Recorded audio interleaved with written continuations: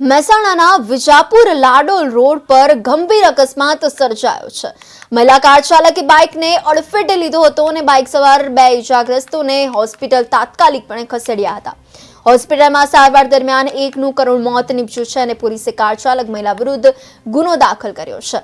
મહેસાણાના વિજાપુર લાડોલની ઘટના સામે આવી છે, જેમાં રોડ પર મહિલા કાર ચાલકે બાઇક સવારને બેને અડફેટે લીધા।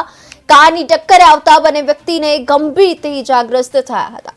અકસ્માત થતા રોડ પર લોકોના ટોળે ટોળા ઉમટ્યા હતા।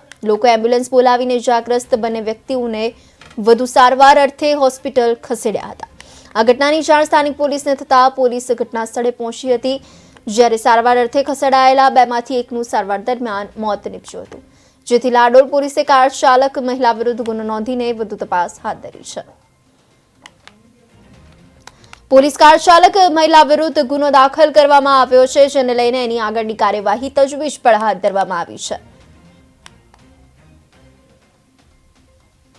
લોકો એમ્બ્યુલન્સ બોલાવીને ઇજાગ્રસ્ત બંને વ્યક્તિઓને વધુ સારવાર અર્થે હોસ્પિટલ પણ ખસેડ્યા હતા અને આ પોલીસ ઘટના સ્થળે પહોંચી અને સારવાર અર્થે બેમાંથી એકનું મોત થયું હતું અને મહિલા વિરુદ્ધ ગુનો નોંધીને વધુ તજવીજ પણ હાથ ધરવામાં આવી છે।